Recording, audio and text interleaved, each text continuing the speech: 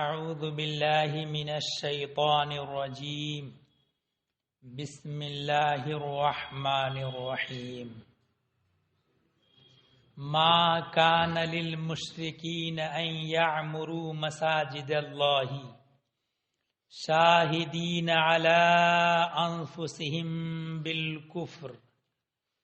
مشرکوں کو نہیں پہنچتا کہ اللہ کی مسجدیں آباد کریں،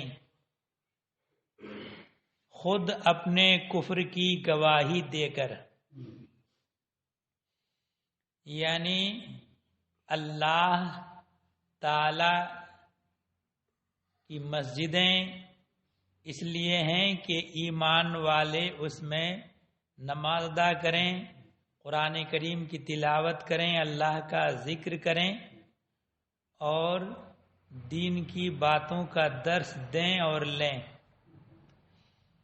اور مشرکین کو یہ حق نہیں پہنچتا کہ اللہ کی مسجدوں کو وہ خود آباد کریں، ہے نا؟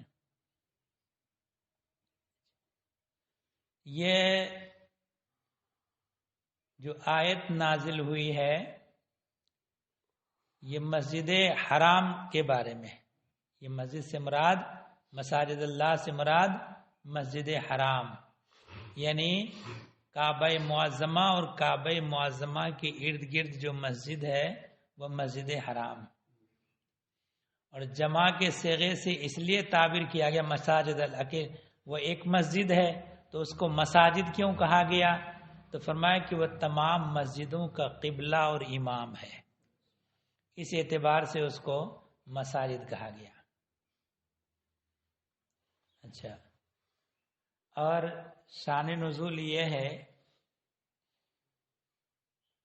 کہ جنگ بدر میں کفار کے رؤساء گرفتار ہو کر کے آئے، انہی میں حضرت عباس بھی تھے، نبی کریم صلی اللہ تعالی علیہ وسلم کے چچا۔ تو سب نے ان کو ہار دلایا کہ آپ نبی کریم صلی اللہ تعالی علیہ وسلم کے خلاف لڑنے کے لیے آ گئے۔ خاص طور پر حضرت علی کرم اللہ تعالی وجہہ الکریم نے ان کو ہار دلایا کہ آپ جو ہے نبی کریم صلی اللہ علیہ وسلم کے خلاف جو ہے لڑنے کے لیے آ گئے، اور خوب ان کو جب آر دلایا تو انہوں نے کہا کہ تم ہماری کمیوں پر نظر رکھتے ہو، ہماری خوبیوں کو نہیں دیکھتے۔ ہم جو ہے مسجد حرام کی خدمت کرتے ہیں، حاجی لوگ آتے ہیں تو ان کی مہمان نوازی کرتے ہیں، ان کے لیے سبیل لگاتے ہیں، ان کو پانی پلاتے ہیں، تو یہ ہماری خوبیاں ہیں، اور مسجد حرام کو ہم آباد رکھتے ہیں۔ تو اس پر یہ آیت کریمہ نازل ہوئی کہ حاجیوں کی خدمت کرنا، حاجیوں کے لیے سبیل لگانا، مسجد حرام کو آباد رکھنا، یہ مشرکوں کو اس کا حق نہیں پہنچتا، اور جو کچھ بھی کر لیں جب تک ایمان نہیں، شرک کے ساتھ یہ سب حقارت اور بیکار ہے۔ جب تک ایمان نہیں لائے تو کوئی عمل اللہ تعالی کی بارگاہ میں قابل قبول نہیں ہے۔ فرمایا کہ ما کان للمشرکین، مشرکین کو نہیں پہنچتا ان یعمروا مساجد اللہ، کہ اللہ کی مسجدیں آباد کریں، شاہدین علی انفسہم بالکفر، خود اپنے کفر کی گواہی دے کر، اولئک حبطت اعمالہم، ان کا سب کیا دھرا اکارت ہے، بغیر ایمان کے جو کچھ بھی کریں وہ اس کا کچھ اجر و ثواب نہیں ملنا۔ وفی النار ہم خالدون، اور وہ ہمیشہ آگ میں رہیں گے، ہمیشہ آگ میں رہیں گے۔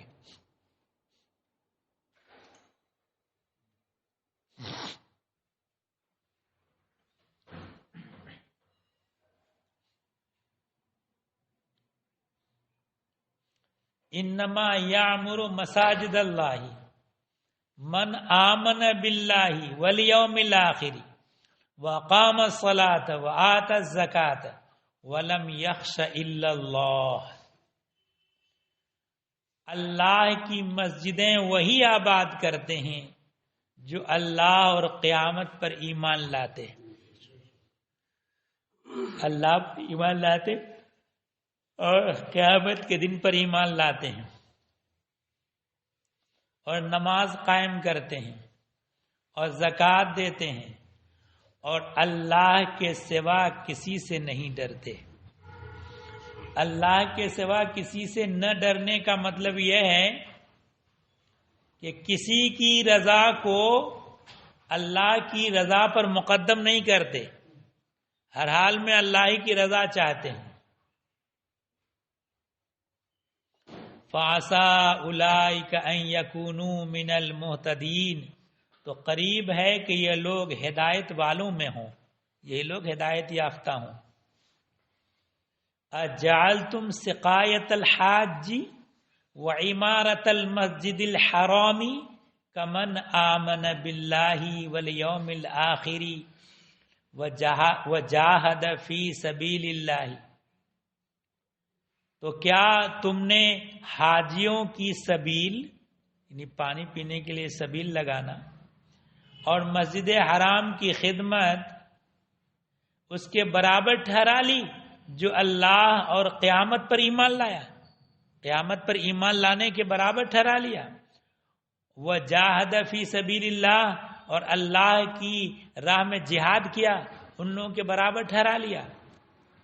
لا یستوون عند اللہ، وہ اللہ کے نزدیک برابر نہیں ہیں، کیونکہ ایمان والوں کو اللہ تبارک و تعالی اجر و ثواب عطا فرمائے گا اور جنت النعیم میں داخل فرمائے گا.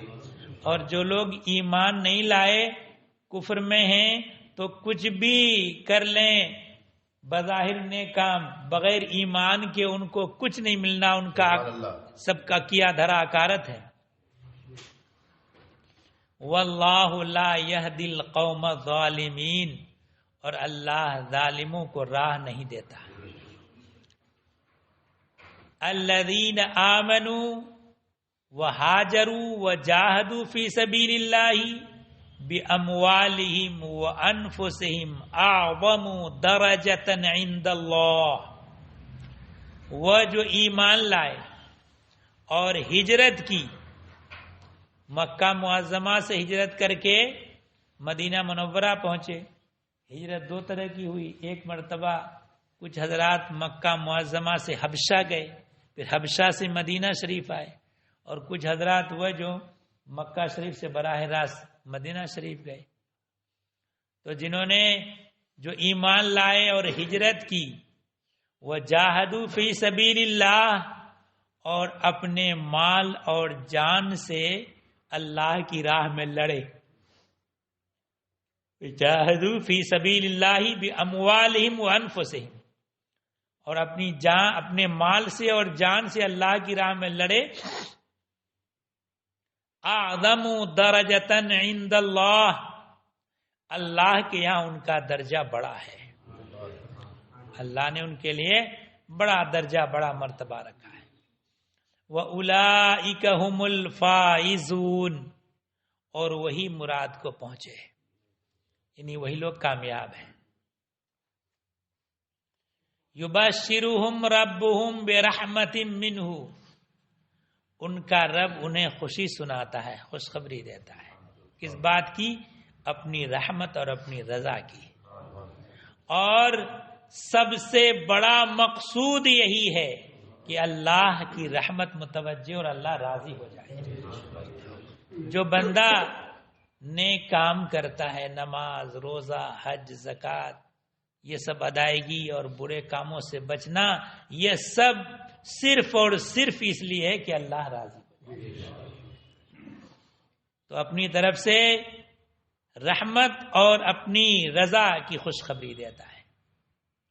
وَجَنَّاتٍ لَهُمْ فِيهَا نَعِيمٌ مُقِيمٌ، اور ان باغوں کی خوشخبری دیتا ہے جن میں انہیں دائمی نعمت ہے، یعنی جنت میں داخل فرمائے گا، اور وہ جو جنت میں جو نعمت ملے گی کبھی ختم ہونے والی نہیں ہوگی، ہمیشہ ہمیشہ۔ خالدین فیہا ابدا، ہمیشہ ہمیشہ ان میں رہیں گے۔ ان اللہ عندہ اجر عظیم، بے شک اللہ کے پاس بڑا ثواب ہے، اللہ تعالیٰ ہی اجر و ثواب دینے والا ہے۔ یا ایھا الذین آمنوا لا تتخذوا آباءکم واخوانکم اولیاء ان استحبوا الکفر علی الایمان۔ اے ایمان والو، اپنے باپ اور اپنے بھائیوں کو دوست نہ سمجھو اگر وہ ایمان پر کفر کو پسند کریں۔ جب کافروں سے ترک موالات کا حکم ہوا، موالات یعنی کافروں سے دوستی نہیں رکھنا، تو اس پر کچھ لوگوں کو یہ ہوا کہ ہم کیسے ترک موالات کریں، ہمارے رشتہ دار ہیں، اقارب ہیں، اور کیسے ہم ان سے قطع تعلق کریں۔ تو اس پر یہ آیت کریمہ نازل ہوئی، فرمایا گیا کہ اے ایمان والو، کہ اپنے باپ اور اپنے بھائیوں کو دوست نہ سمجھو اگر وہ ایمان پر کفر کو پسند کریں، اگر وہ کفر کو ترجیح دے رہے ہیں تو ان کو بھی اپنا دوست نہ سمجھو، اپنے باپ کو بھی نہیں، اپنے بھائیوں کو بھی۔ وَمَن يَتَوَلَّهُم مِّنكُمْ فَأُولَٰئِكَ هُمُ الظَّالِمُونَ، اور تم میں جو کوئی ان سے دوستی کرے گا تو وہی ظالم ہے۔ تو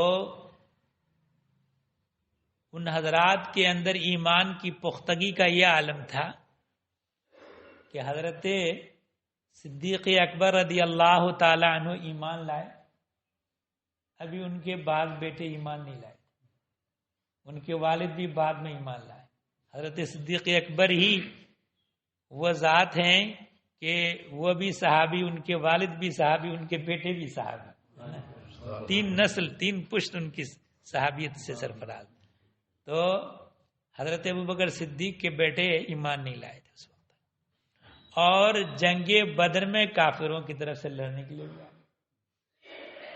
بعد میں جب ایمان لے آئے ان کے بیٹے حضرت صدیق اکبر کے، تو ایک مرتبہ اپنے والد سے کہا کہ جنگ بدر میں کئی بار آپ میری تلوار کی زد میں آ گئے تھے، لیکن میں نے یہ سوچا کہ میرے باپ ہیں، اس لیے میں نے تلوار نہیں اٹھائی آپ کے اوپر۔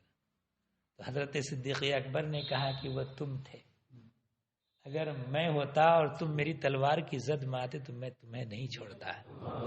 اپنے بیٹے سے کہہ رہے کیا ہے کہ یہ چونکہ وہ حضرات ان کا ایمان اتنا پختہ تھا، اور اس آیت کریمہ کے وہ حضرات مصداق تھے، ایمان والو اپنے باپ اور اپنے بھائیوں کو دوست نہ سمجھو اگر وہ ایمان پر کفر کو پسند کرتے ہیں۔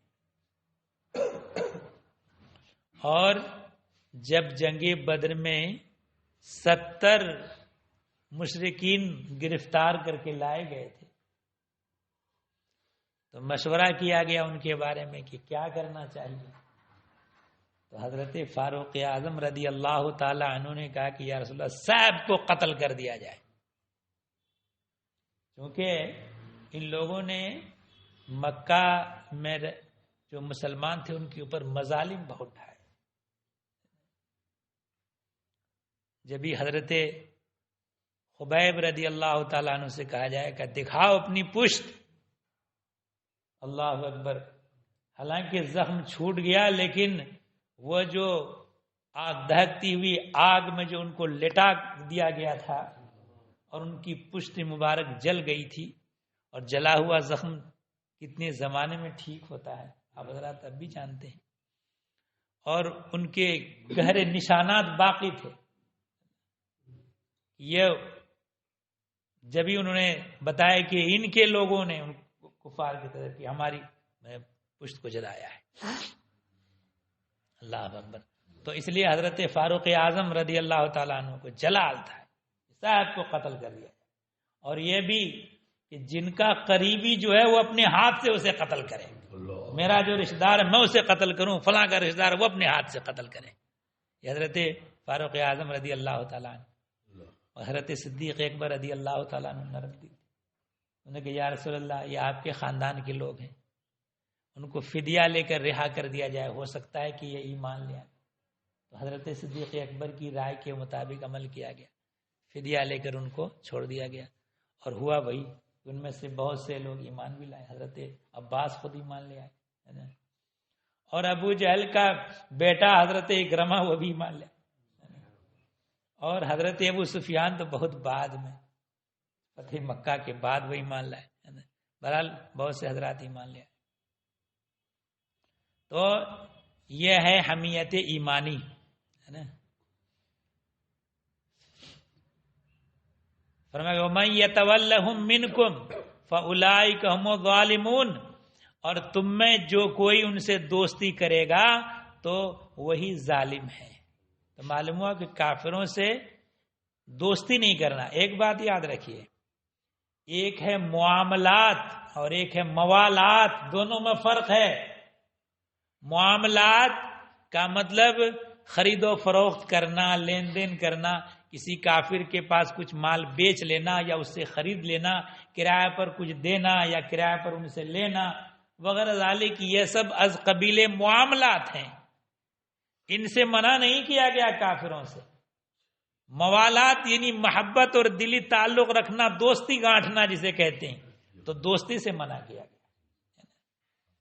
قل ان کان آباؤکم و ابناؤکم و اخوانکم و ازواجکم و عشیرتکم و اموال اقترفتموها و تجارت تخشون کسادها و مساکن ترضونها احب الیکم من اللہ و رسولہ و جہاد فی سبیلہ فتربصوا حتی یأتی اللہ بامرہ۔ تم فرماؤ اگر تمہارے باپ اور تمہارے بیٹے اور تمہارے بھائی اور تمہاری عورتیں اور تمہارا کنبہ اور خاندان اور تمہاری کمائی کے مال